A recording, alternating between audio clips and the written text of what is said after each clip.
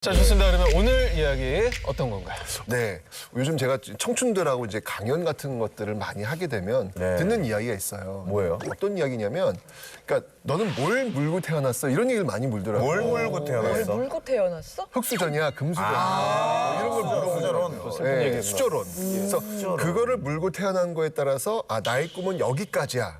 이렇게 생각하시는 분들이 꽤 많으시더라고요. 그래요? 네. 이미 정해놓고 나는 그렇죠. 흑수저로 살다 죽을 거야 어릴 이렇게 때부터? 얘기를 해요? 그렇죠. 그런 학생들이 많다는 건 좀 안타까운데요. 네, 너무 누구더라? 안타깝다. 잡스 형님인가? 그 빌 게이츠 형님, 아니 그 마이크로소프트 창업자 누구죠? 빌 게이츠. 아 맞군요.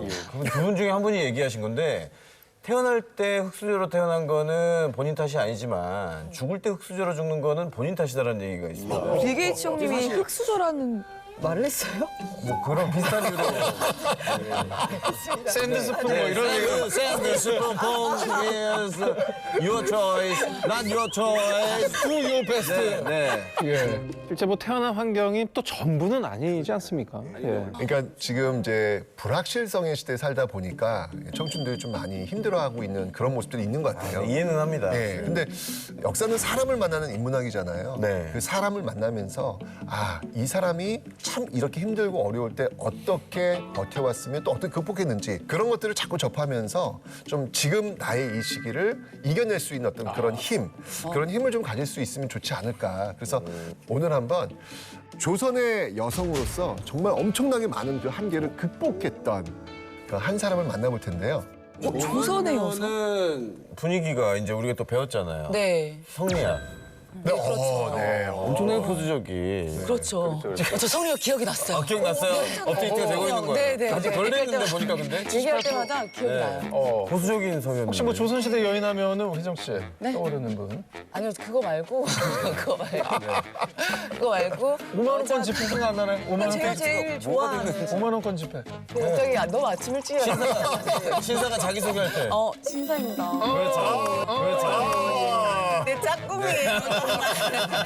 눈높이 교육이 필요합니다. 오늘 이야기 드릴 분은 그분은 아니고요. 힌트 좀 드리면 제주도. 제주도 분이십니다. 부승관 고두심 선생님. 제주도 위인들. 제주도의 위인하면 또 위인들. 요즘 새롭게 이효리 씨가 떠올랐어요. 그렇죠. 이효리 씨. 전혀 감을 못 잡으시는데 제가 한번 사진을 통해서 확인시켜드리겠습니다. 이분입니다. 누구신지 혹시 아세요? 누구시지? 야, 이 정도 표준 영정이 있는 정도면 위인이야. 네. 칼라잖아, 칼라. 맞습니다. 오늘의 주인공은요. 바로 거상 김만덕입니다. 들어보셨나요? 드라마로, 영화인가? 드라마로. 아니, K본부에서 이미연 선배님이 이제 드라마 이 역할을 하셨잖아요. 그렇죠. 저희 그때 제주도 여행 갔을 때 벽에 이분의 초상이 막 그려져 있는 것도 봤잖아요. 맞습니다. 네. 이 정말 이 김만덕은 이 수식어가 붙어요. 한국 여성 최초의 CEO. 성공한 CEO. 조선시대에서. 야, 그 당시 어떻게 CEO가 됐지? 근데 아무래도 한국 최초의 여성 CEO다라고 표현했다는 게 더 놀라운 건 네. 당시에는 유교 사상 때문에 아무래도 여성들의 사회 활동이 제한되던 시기였잖아요. 맞아요. 본인은 어떻게 생각하십니까? 같은 CEO, 여성 CEO로서. 지금 저 CEO세요. CEO세요. 거상을 꿈꾸고 있고. 그렇죠. 너무 존경스럽고 오늘 배울 점이 너무 많은 거예요. 오늘 많이 집안이네, 배워가야겠네요. 김 씨. 그러네! 우리 선배님이셔. CEO 집안이었네. 그러니까 그래서 오늘 너무 많이 배울 게 많아요. 어떻게 거상이 되신 건지 빨리 적어야 돼요. 그러니까 저도 적어야겠어요. 우리도요. 이 김만덕이라는 분은 정말 대단한 게 조선시대 그 주요 문서, 국정 문서라고 할 수 있는 조선 왕조 실록에 등장하십니다. 실록에? 네. 어떻게 등장하지? 이 조선 왕조 실록에 여자가 등장하는 건 이건 정말 쉬운 일이 아니거든요. 그러니까 네. 그것도 이제 실명으로 거론되면서. 그럼요. 아니 조선이 일단 신분 사회고 여성들이 많이 억압받는 그런 시대였는데 왕조 실록에 등재가 됐다는 거. 그렇죠. 이 이름이 거론됐다는 건 정말 엄청난 분이시라는 건데 이거 얼마나 대단한 분이셨죠? 자, 그래서 오늘은요. 정말 이 조선시대 때 그 여성의 한계를 모조리 깨버린 제주도의 영웅 거상 김만덕의 생애를 소개해드리겠습니다. 이 거상 김만덕의 어떤 어린 삶부터 한번 좀 출발해 봐야 할 텐데요. 네. 그냥 제주도의 평범한 집안에 태어난 딸이었어요. 예, 그냥 평범한. 그런데 12살 때 아버지가 풍랑에 휩쓸려가지고 돌아가셨고요. 그 해에 어머님이 전염병으로 돌아가세요. 아이고. 결국 이렇게 되면서 이 김만덕은요, 당시 생계를 위해 가지고 그 당시 잘 나가던 네. 기녀의 수양딸로 들어가게 돼요. 그런데 이제 조선시대 같은 경우에는 그 부모의 직업을 그 자식들이 대부분 물려받게 되어 있어요. 대물림을. 그래가지고 이 김만덕 역시 마찬가지로 15살 때 기생, 즉 기녀의 그 삶으로 들어가게 됩니다. 당시 그 김만덕이 갖고 있는 한계를 한번 좀 살펴본다면 네. 정말 많이 있어요. 일단 조선시대 네. 여성으로 태어난 태생적 한계가 있고요. 네. 그다음에 두 번째 너무 가난하잖아요 지금요. 네. 가난이라는 경제적 한계가 있고요. 그다음에 세 번째는 뭐냐면 기생이라는 신분적 한계가 있고요. 자 그다음에 네 번째 그 한계가 뭐였냐면 제주도라고 하는 공간적 한계가 있어요. 야, 최악 중에 최악의 환경이네요. 네. 이거를 조선시대 여성이었던 이 김만덕이 하나씩 벽돌 깨기 하듯이 다 깨버려요. 이 기생의 삶을 시작하면서 이 가난의 한계를 일단 깹니다. 엄청 잘 나가셨나 보다. 이뻐요. 그래 아무나 기생이 될 수는 없잖아요. 굉장히 아름답고요. 그리고 가무가 그렇게 능했답니다. 재능이 있었. 그 당시에 기녀분들은 막 그림이랑 막 네. 그 음악, 춤, 노래 이거 다 잘하시는 분들인 거죠? 그래서 예인이에요. 예, 예능인이라고 보시면 되거든요. 근데 게다가 이뻐. 그러니까 당시 이 김만덕을 만나기 위해서 이제 말 그대로 줄을 서시오라고 할 정도로 공연을 보기 위해서 그렇죠. 티켓팅을 맞습니다. 인기 폭발. 심지어는 사또를 사칭하기까지 돼요. 그래야 이 김만덕을 만나볼 수가 하려고. 있으니까. 네. 그러면서 이제 그 김만덕이 갔던 그 네 개의 한계 중에서 그 가난의 한계를 자신의 어떤 그 재능을 통해 가지고 극복을 하는 어떤 그런 모습을 보이게 되는 것이죠. 그렇죠. 와 대단하다. 그러니까 이렇게 해서 지금 돈을 많이 벌면 이제 만족할 것 같잖아요. 그렇죠. 보통은 그렇죠. 그렇죠. 근데 아까도 얘기했지만 이 김만덕은 자신의 한계를 벽돌 깨기 하나씩 깨어나간다 그랬잖아요. 이제는 그 천민의 어떤 신분을 깨려고 노력해요. 어떻게 깨요? 한 번 정해진 건데. 사또한테 얘기합니다. 그 제주 사또한테 나 신분 지금 천민인데 기생인데 나 이제 그만두겠다고. 그만두고 나 양민으로 복권시켜달라고 부탁을 하죠. 그래서 됩니다. 아니 근데 그게 뭐 가능한가? 이미 기녀의 인생을 살았는데 네. 그냥 가서 뭐 나 원래 양인이었어 바꿔줘 하면 바꿔줘요? 끝까지 죽을 때까지 정해지는 거 아니에요? 그렇죠. 사실 이게 어떻게 가능했을까? 이게 이제 20살 때 이야기거든요. 네. 15때 기녀가 되어가지고 양인으로 복원을 해달라고 했던 요 5년의 어떤 그 시간 동안 기녀의 삶을 살았다 그랬잖아요. 네. 돈도 벌었지만 제가 볼 때는 기본적으로 굉장히 성실했던 것 같아요. 그러니까 정말 열심히 살다 보면 그 사람 간의 어떤 네트워크가 형성되는 거 경험하지 않으셨나요? 네, 네, 맞아요. 그죠? 네. 근데 그런 어떤 과정 속에서 이렇게 어필을 했을 때 들어주고 싶었던 거죠. 그런가 보다. 이미 제주에서 유명한 그렇죠. 사람이었고. 평판이 나빴다면. 아이, 그건 불가능하죠. 그게 참 중요한 것 같아요.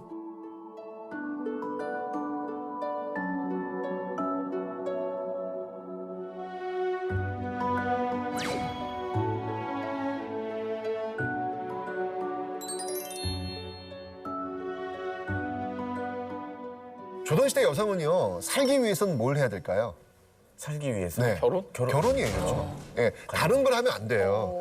조선시대 여성은 세 가지를 따라야 된다고 제가 얘기했잖아요. 맞아, 예전에 기억나시죠? 삼종지도. 어렸을 땐 누구를 따르고 아버지를 따르고 그다음에 남편을 따르고 그다음에 나이를 아들. 먹으면 아들을 따르고 이게 조선의 어떤 여성의 미덕이거든요. 네. 그러니까 지금 기생의 어떤 그 삶을 그만뒀으니까 네. 양미됐으면 이제 다음에 뭐 해야 돼요? 결혼해요. 결혼해야 되는 거예요. 근데 중요한 건 뭐냐면 기생 출신은 정실 부인이 되기는 어려워요. 그러니까 어떻게 돼야 되면 이제 첩으로 들어가야 되는 네. 그런 어떤 길이 있는데 이 김만덕은 정말 달랐던 것 같아요. 그러니까 첩으로 들어가가지고 눈치 보면서 사느니 그렇게 살고 싶지 않다라고 하면서 결혼을 포기합니다. 조선의 여성에게 결혼을 포기한다라고 하는 거는 이거는 엄청난 일이거든요. 모든 보호막이 없는 거죠. 모든 보호막이 없는 거예요. 여기 대충 허수아비 같은 남자라도 하나 구해놓지. 대충 그냥 이렇게 내가 대충 여기 되게 멍청하네 이렇게. 나 같으면 구했겠다. 맞아, 맞아. 오수아비. 오수아비. 아니 그 어쩐지 내가 요즘에 다닐 때마다 참새들이 내 곁으로 안 와. 응, 새들이 자꾸 날 피해. 그 허수한 배우였어. 표현이 아주 기가 밭에 서 있는 막히십니다. 좀 확실히 여성 CEO야. 나 너무 웃기다. 아니 이게 좀 적당히 이렇게 타협을 했으면은. 신여성이. 네. 아침부터 술 한잔이 하고 싶다. 아니 이제 그때 그 시절에는 정말 자기를 보호해준 모든 존재를 거부하고 그렇죠. 살았어요. 그러니까 맞아요. 새로운 도전을 꿈꾸는 거예요. 기가 막히다. 할 수 있는 일이 있어요. 안 멈추네. 결국 그가 선택했던 방법은 뭐냐면요. 네. 남성 들어가고 경쟁할 수밖에 없는 상황이 된 거잖아요. 장사를 선택하는 거예요. 그 험한 일을. 그 험한 일을. 아 근데 결혼을 네. 안 하셨다고 했잖아요. 네. 근데 여자 혼자서 결혼 안 하고서 장사를 할 수가 있어요? 조선시대에서? 원래 지금 말씀하신 대로 조선시대는 여성이 경제적 활동을 따로 독립해서 한다는 건 불가능한 일이에요. 네네. 그런데 아까 제가 얘기했지만 제주도라고 하는 공간적 특징이 있어요. 뭐냐면 이곳이 너무 척박한 곳이에요. 네. 그러니까 지금의 제주도는 너무 예쁘고 맞아요. 아름답고 관광지로 활성화되어 있지만 조선시대 제주도는요. 유배지라고 생각하시면 돼요. 유배지는 어떤 곳이에요? 척박하고 가서 고생하는 곳. 그렇죠. 이 제주도는 1급 유배지입니다.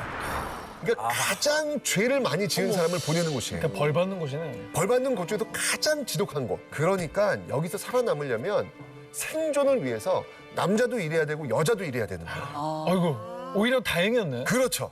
그래서 그가 선택한 그 장사하는 장소가 어디였냐면요.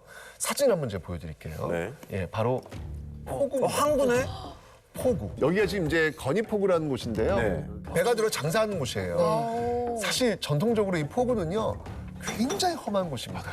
어떻게 보면 장사하는 사람들이 정말 걸쭉하게 막 욕도 하면서 막 싸움질도 하면서 막 아니 근데 장소가 일단 뭐 싸움이 일어나고 뭐가 됐건 목을 보는 눈이 굉장히 탁월하시다. 저기 사람 많이 붐빌 거 아니에요? 맞아요. 그랬긴 했겠다. 그런 또 환경에서 장사를 선택했던 것이고 또 하나 김만덕이 갖고 있었던 고급 네트워크. 네트워크. 사또 사또. 오빠. 한 번씩 가봤잖아 이렇게. 사또 오빠가 있어. 옛날에 많은 남성들 그 고위 관리들을 만났잖아요. 아까도 얘기했지만 그 5년 동안 정말 성실했던 것 같아요. 네. 그러니까 너도 나도 이 관리들이 다 도와줘. 아유 만덕이 간다면 내가 도와줘야지 네, 라고 하면서 좀 봐주는 거예요. 네. 좋네. 이러면서 네트워크. 잘했네. 그럼 우리 만덕님은 기생으로서의 인맥까지 알차게 활용을 하신 거잖아요. 네.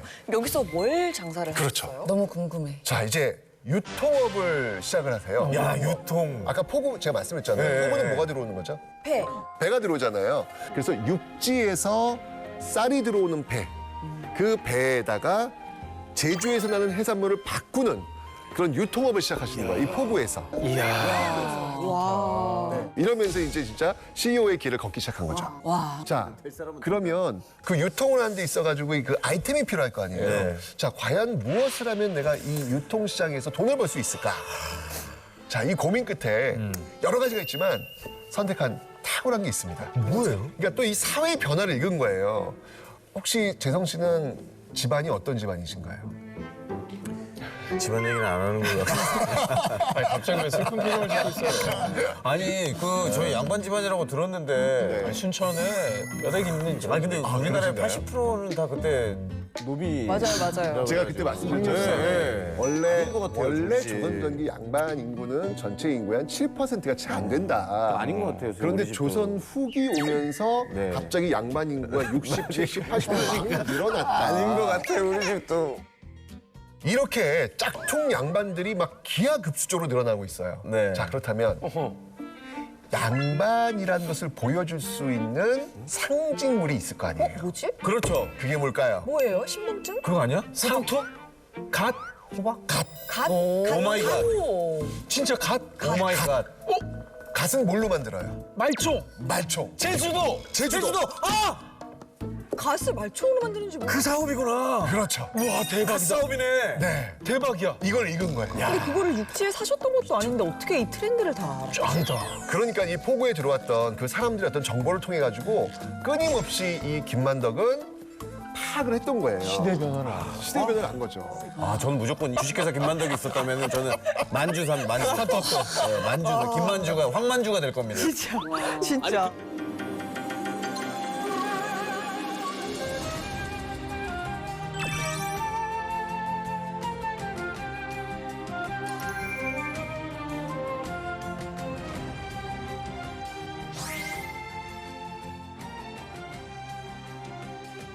이 사업만으로는 그 위치까지 갈 수 없었을 것 같거든요. 뭔가 이 김만덕 씨만의 특별함이 좀 있었을 것 같아요. 아, 있습니다. 사실은 돈을 많이 버는 것도 좀 대단하지만 네. 이 김만덕을 정말 이 조선 팔도에 알리게 된 계기가 있었어요. 그렇겠죠. 네.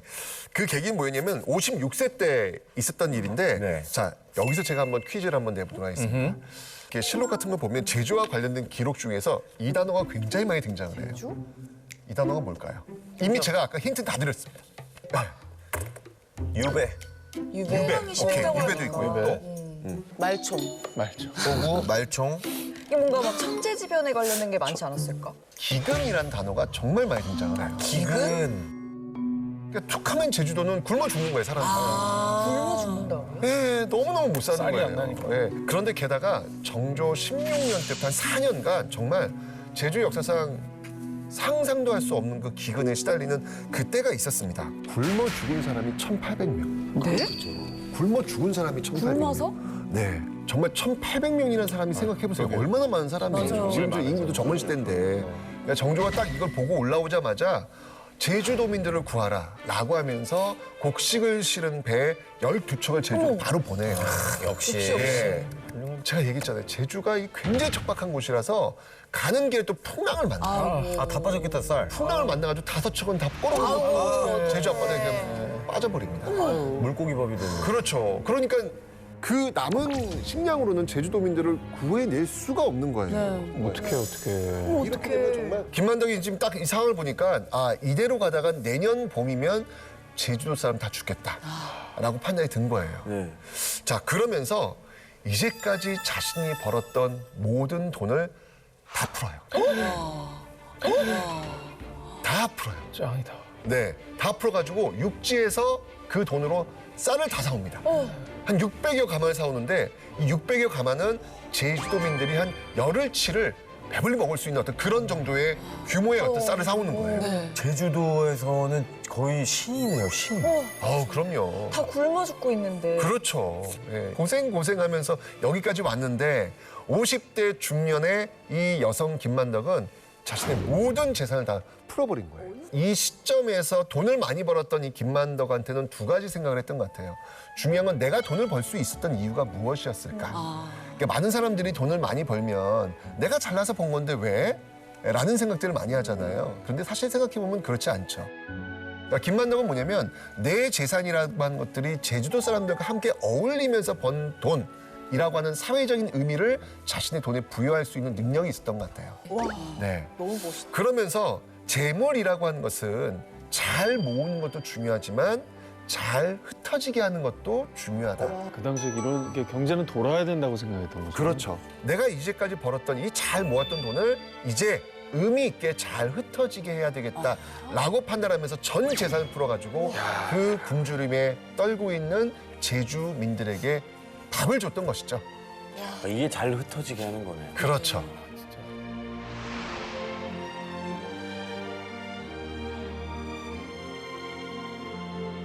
이게 정말 대단한 거잖아요. 네. 이 소식이 서울 한양에도 들리게 됩니다. 야, 거기까지. 임금 정조한테 들어온 거예요. 제주도에 있는 한 사람이 그것도 여성이 제주도민들 살렸다는 얘기 들으니까 이 정조가 소름. 너무너무 깜짝 놀란 거예요. 네. 그래서 정조가 상을 주고 싶었던 거예요. 예, 그래가지고 너의 소원은 무엇이냐? 라고 그 제주 사또를 통해 가지고 소원을 들어주겠다. 라고 이제 이야기를 합니다. 이야. 임금님이 소원을 들어준다. 네. 여러분이라면 어떤 소원을 하시겠습니까? 잠깐만. 왜냐면 내가 한 게 있어.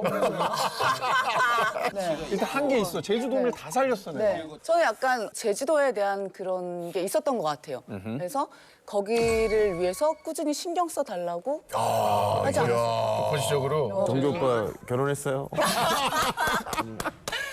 이미 하셨지. 티타임 한번 갖고 싶어요. 근데 그럴 수 있잖아요. 한 번 뵙고 싶다. 그냥 용안을 뵙고 싶다. 제 얼굴을 보여드리고 싶다. 자리를 하나 주시면 아, 관료. 제가 제주도를 한번 정말 살기 좋은 곳을 제가 제주도지사 같은. 만들어 보겠습니다. 맞아. 이런 거를 여기 지금 우리 4명의 한 대답 중에 있습니까? 저 그 정준님 티타임 한번 갖고 싶어요까지 해가지고. 있습니다. 있어.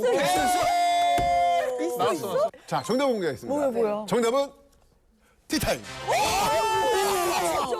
야, 이게 정답이야? 진짜로? 이 선물들 진정성 있게 로맨틱하게 제일 접근해야지. 속으로 황재성 씨였어요. 관료를 달라고 하고 다 모든 벼슬, 돈, 권력 이런 걸 다 물리치고 그냥 임금을 뵙는 거예요? 자.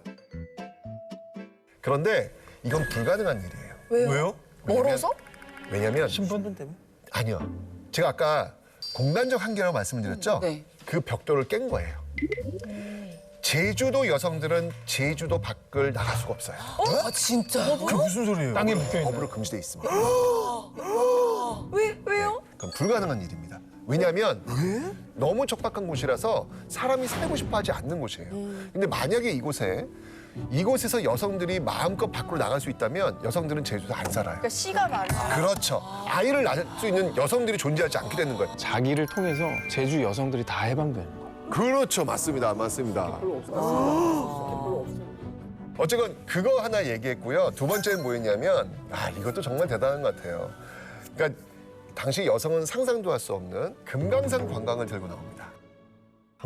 갑자기? 제가 듣기로는 그때 정말 양반들도 할 수 없는. 맞습니다. 금강산 관광이라고 하는 엄청 거는 멀기도 하고. 정말 평생 양반이어도 버킷리스트 하나. 맞아. 예, 얘가 정말 내가 진짜 죽기 전에 내 금강산 한번 보고 가자라고 할 정도로. 아니 이게 소원들을 보니까 좀 난이도가 있네요 생각보다. 그럼 정조가 약간 곤란했을 수도 있을 것 같아요. 너무 곤란한 거죠. 그죠? 이게 지금 이렇게 하려면 지금 뭔가 다 깨야 돼요 지금. 깨야 되는 깨야 돼. 기존의 틀이 되게 많아. 자 일단 지금 첫 번째 궁궐을 지금 구경하고 싶다고 했잖아요.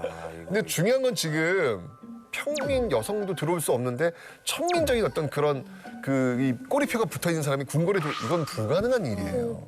그런데 지금 그걸 대놓고 얘기한 거예요 지금. 그래가지고 김만덕한테 네네. 의녀 반수직을 하사합니다. 관직을 하사한 거예요. 의녀 반수직을 하사해가지고 들어올 수 있도록 법적 장치를 만들어 준 거예요. 네. 만들어 주고 이제 드디어 김만덕을 만납니다.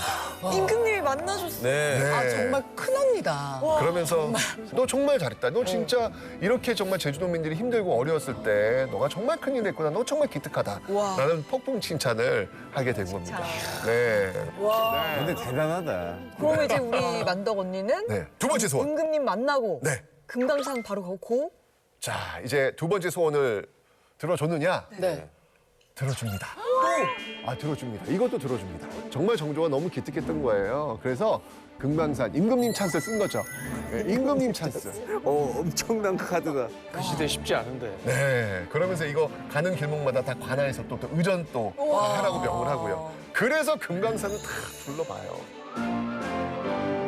그러니까 이 정도면은 가는 데마다 사람들이 막 몰려들고 그랬을 것 같아요. 금강산 딱 갔다 오니까 난리가 난 거예요. 이 김만덕 한번 만나보겠다고. 아니 임금을 만난 사람이니까 얼마나 대단한 거예요. 정말 줄을 서시오에 줄을 서시오. 예, 그런 정도로 진짜 인기 스타로 등극을 하게 됩니다. 7가지나 짚어주셨네요. 세 가지. 그러니까 이분이 만약에 돈을 정말 많이 벌고 호의호식하고 살다가 가셨다면은 이렇게 역사에 남는 인물이 되지 못하실 수 절대 안 남죠. 그렇죠. 네. 그 점이 너무 저에게 오늘 깨달음을 많이 주는 것 같아요. 맞아.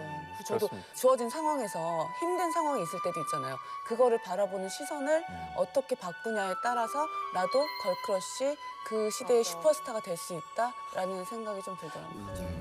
정말 틀을 깬 생각을 하셨던 분인 것 같아요. 네.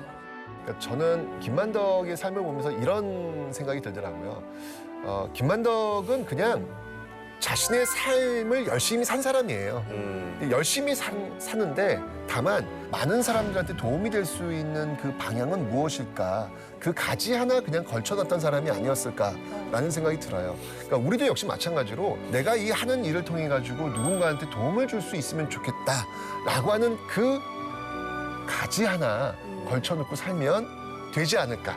그게 역사 속에서 살아갈 수 있는 어떤 그런 힘을 얻는 게 아닐까라는 그런 생각을 다시 한번 해봅니다. 네. 그래서 이 김만덕에 대해서 이 기록들을 너무 많이 남겨요. 당시에 이 남자들이, 그 남성 선비들이 여자에 대해서, 여성에 대해서 이렇게 기록 남기는 건 쉬운 게 아니거든요. 이런 기록들이 있습니다. 박제가는 이렇게 기록을 남겨요. 이 세상에 태어나고 이 세상을 떠나는 동안 넉넉하게 멋쟁이로 살다 간 사람. 김정희는 뭐 이렇게 남깁니다. 김만덕이 발한 은혜의 빛이 온 세상에 번진다 라는 뜻의 은광연세. 정약용 선생 역시 만덕에게는 3가지 기특함과 4가지 희귀함이 있다.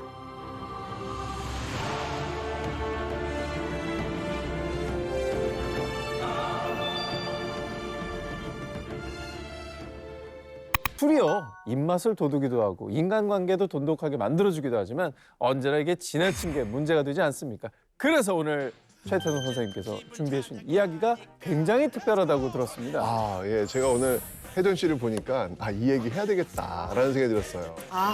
뭐지? 원래 이 술에 담긴 그 역사 속 이야기를 살펴보면요. 재밌는 이야기, 또 가슴 아픈 이야기, 또 굉장히 또 지혜가 되는 이야기 굉장히 많이 있거든요. 그래서 오늘은 역사 속 술에 관한 이야기로 한번 너무 재밌어요. 진짜 재밌죠. 너무 재밌을 것 술자리 같아요. 사건들. 오, 맞아. 그러니까요. 아니 근데 혹시 이렇게 뭐 술자리에서 이렇게 에피소드 재밌는 실수 뭐 이런 것도 혹시 있지 않으세요? 저는 실수를 만약에 큰 실수를 했다면 지금 술을 못 마셨을 것 같아요. 근데 약간 적당한 실수 있잖아요. 예를 들어 뭐 술자리에 계산을 한다든지 아니면은 뭐지 모자를 잊어버린다든지. 계산하시는 스타일이세요? 네, 그래서 카드를 아름다운 실수다. 소영 씨는 없습니까? 소윤 씨 있죠? 뭡니까? 저랑 연애할 때. 연애할 때 실수를 했어요. 이제 처음으로 둘이서 술을 마시는데 이런 말을 방송에서 한다고? 연말인데 크리스마스인데 그럼 다 이해할 수 있는 정도 나의 아닙니까? 내 비밀을 시간이 공개한다고? 나는데 여러분 비밀이에요. 술을 마셨는데 비밀이에요 지금 여러분. 막걸리인데 그렇게 막 좋은 막걸리가 아니었어요. 되게 그냥 저렴한 막걸리. 그러니까 숙취 되게 심한 그렇죠, 막걸리잖아요. 그렇죠. 먹고서 갑자기 술이 약하니까 갑자기 이제 코가 나온 거예요. 너무 속이 안 좋아. 동네 이제 그 상가에 화장실 찾는데 화장실 문이 요즘 다 잠겨 있잖아요. 잠겨 있죠. 맞아요. 열려 있는 데를 딱 한 군데 찾은 거야. 급하게. 근데 이미 약간 다행이다. 거의 뭐 임박했어. 큰일 날 직전이야. 남자 화장실에 가가지고 제가 이거를 한번 해줬어. 네, 등을 두들기죠. 아이고. 근데 왜 그 전 내용을 생략하세요? 왜요? 제가 왜 토를 했느냐가 있어요. 왜? 이런 얘기를 방송에서 해도 돼요? 그렇게 잘 안 했어요. 전파를 낭비하면 안 저희가 된다, 그때 우리. 첫 데이트였어요. 그때는 달릴 수밖에 없지. 첫 데이트를 하는데 설레면. 아니 술을 먹었어. 네. 잠든 거예요. 어머. 제가 속으로 정말 자기 창피한 걸 이제는 국민분들이 다 아십니다. 그래서 일찍 자는 제가 거. 속으로 네. 나랑 데이트를 하는데 자? 첫 데이트인데. 그래서 미쳤군. 벌컥 이렇게 술을 마신 거야. 처음으로. 열이 받은 거였구나. 화가 많이 나셨네. 그런데 갑자기 나는 속이 안 좋아지고 갑자기 잠에서 깨어났는데 잠시만요 이러고. 근데 뭐 이 정도 실수는 귀엽죠. 귀여워요. 귀엽죠. 전부 동료 중에 팬티 스타킹 안에 술 취해가지고 치마까지 다 집어넣고 여자애도 받고 별거 다 있었습니다. 아무튼 이제 아침이기 때문에 이 정도로 좀 맞아요. 하겠습니다. 네, 술에 관련된 실수담 뭐 누구나 있으실 텐데 웃긴다. 이게 근데 역사 속 우리 조상님도 그러지 않았을까? 당연히 그분들도 사람인데. 당연하죠. 그렇죠. 사람 사는 거 그러게. 다 똑같습니다. 역시 엄청난 흑역사 너무 많습니다. 우리가 맞게 살고 있군요, 선생님. 조선시대 그 역대 왕들 중에서 이 술을 좋아하는 왕 혹시 누구실 것 같아요? 느낌상, 이미지상. 저는 약간 그 연상군 엄청 좋아했을 것 같은데. 주색을 좋아했다고 나와 있으니까. 저는 또 의외로 여러분 잘 모르시겠지만 세종대왕님도 술 진짜 좋아해요. 오, 진짜요? 아 고기 좋아하셨잖아요. 그러니까 음식을 좋아하시는데 매일 그렇게 반주를 드셨대요. 아니 또 연구하시는 거 좋아하시면은 스트레스도 받으시고 그렇죠, 그렇죠. 밤에 이렇게 한 잔 이렇게 싹 하시고 근데 진짜 술 좋아하시는 왕들 중에서 이분하고 술 마시면 각오하고 가야 됩니다. 이분은 조선이라든지 통틀어 가지고 우리나라 역사 중에 탑 클래스입니까? 그 왕이 누구냐면 바로 세조입니다. 세조면은 세종대왕 아들. 네, 맞아요. 아니 이분이 어떤 분이시냐면 조선왕조실록에 술자리와 관련된 기록이 대략 한 1000건 정도 나와요. 네. 근데 그 중에 반이 세조왕 없는 기록이에요. 술 얘기 지분의 절반을. 맞습니다. 그래서 오늘 조선시대 술 전성기, 술독에 빠진 세조시대. 자, 재위기간 13년간의 그 다양한 에피소드, 술 이야기를 전해드리겠습니다. 아, 재밌겠다. 일단 조선시대 자체가 선생님한테 우리가 얘기를 가장 많이 들은 걸로 알고 있는데 이게 조선시대 조선 왕의 술자리라면은 약간 재미난 사건 사고들이 굉장히 많았을 것 같기도 하고 예, 굉장히 심상치 않은 느낌도 나고 아니, 무엇보다 세조의 아버지가 세종이니까. 그러니까요. 학문과 지혜의 아버지 또 아들을 그렇게 술을 좋아했다. 너무 상반된 이미지 아니겠습니까? 맞아요. 아니 근데 이 세조 오늘 그 술자리 이야기를 풀려면 뭔가 키워드 하나 있어야 돼요. 뭐예요? 그게 뭐냐면 바로 계유정난이라는 걸 먼저 이해를 하셔야 됩니다. 대유정은요? 계유년에 일어났던 난을 깨끗이 청소했던 사건이라는 의미인데 잘 아시겠지만 세종의 뒤를 이었던 왕은 누구였냐면 문종입니다. 그죠? 근데 문종의 뒤를 이었던 왕은 당연히 문종의 아들이었던 단종이죠. 네. 그러니까 세조 같은 경우에는 수양대군이었는데 왕이 될 수 있는 서열이 아니에요. 왕은 이제 원칙적으로 원-원 이렇게 내려오는 거잖아요. 네. 아들들이 가는 건데. 그런데 이 문종이 좀 일찍 돌아가세요. 몸이 좀 허약하셔가지고. 그래서 어린 단종, 그 아들이 이제 올라온 거죠. 그러니까 이 수양대군 누구였냐면 단종이 삼촌뻘이 되는 거예요. 삼촌인데 권력 욕심이 굉장히 강했죠. 왕이 될 상인지 궁금해하고. 그렇죠. 맞습니다. 그래가지고 자신의 정말 이 꾀돌이 누구? 바로 이 사람을 앞세워가지고 정난을 일으킵니다. 지하철 3호선을 타고 가시면 이 사람의 호를 딴 영명이 있는데 압구정역. 맞습니다. 네. 압구정 한명회. 아니 누구는 몰라서 안 맞춥니까? 좀 재밌게 좀 맞추면서 가야죠. 고속터미널역도 있고 고터 이런 거. 고터 한명회가 나왔을 때 나 진짜 저 형 속상하다. 나 누구 몰랐어? 알았잖아 한명회. 미안해. 그치? 한명회랑 그런 모임들 있잖아. 로타리 클럽 좀. 공덕정도 갈라 너 그랬는데. 무슨 회 다니니? 공덕할 걸. 네. 네, 거기서 주로 이제 압구정에 압구에 정자를 지어놓고 이렇게 맞습니다. 많이 놀아가지고. 네네네. 그 동네 자신의 호를 이름이- 따가지고 예. 압구정이라고 했는데 그 한명회를 앞세워가지고 계유정난을 통해서 권력을 창탈하게 되는 것이죠. 이게 바로 이제 계유정난의 시작이었던 거예요. 근데 사실 이게 지금 명분이 있다 없다? 없다. 없잖아요. 네. 지금 왕이 분명히 있음에도 불구하고 왕을 지금 쫓아내가지고 자기가 왕이 오르는 어떤 과정이잖아요. 진짜 이거 족한데. 그렇죠. 명분이 없죠. 그러니까 신하들이 들고 일하는 거예요. 있을 수 없는 일이다. 그래가지고 그에 대한 반발을 누르기 위해서 그 신하들이 모여있었던 집현전. 세종, 아버지가 지은 거 아니겠습니까? 그 집현전 다 없애버려요. 없애버리고 그 왕, 조카죠. 이 단종을 영월로 유배를 보내고 결국은 죽이지 않습니까?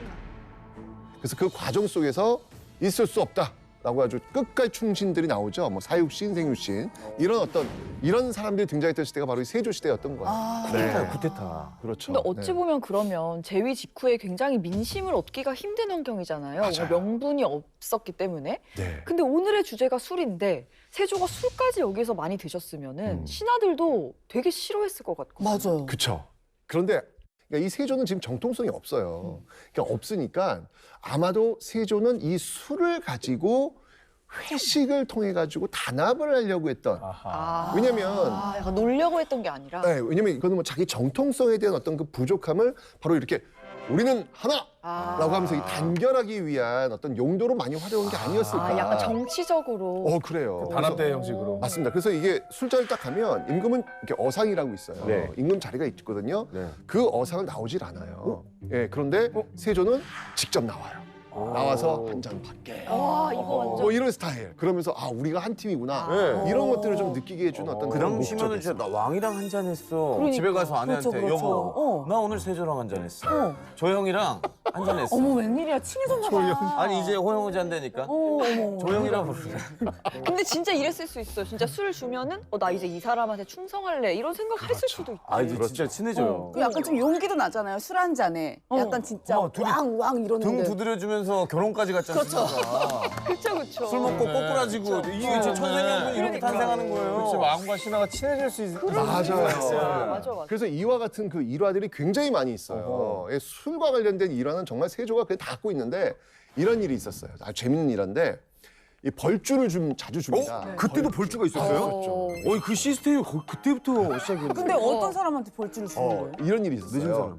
그 당시 그 신숙주가 정말 이 세조의 정말 오른팔이나 마찬가지였잖아요. 근데 그 신숙주는 이제 영의정 영의정이었어요. 원래 영의정이었거든요. 네. 근데 이번에 새롭게 우의정이 된 정승이 있었습니다. 구치관이라고. 구치. 네, 그러니까 냄새 날 것 같은 느낌. 구치. 구치관이 있었어요. 성이 구인 거예요? 그렇죠. 아, 그렇죠. 구치관인 네. 거예요? 그래가지고 이제 새롭게 이제 정승이 됐으니 술자리를 마련을 한 거예요. 아, 이제 신입생환영회 같이. 그렇죠, 그렇죠. 그런 걸 정승들끼리 원래 이렇게 한잔 하는 것이죠. 좋아하시는구나, 그래서 세조가. 한번 제가 그때의 모습 한번 재현을 한번 해볼까요? 네. 세조가 네, 이제 세조. 신숙주. 상황극을 한번. 구치관. 그렇죠. 난 신숙주. 네, 이렇게 하는 거예요. 신정승 네. 부릅니다. 네. 신정승. 네. 아니요.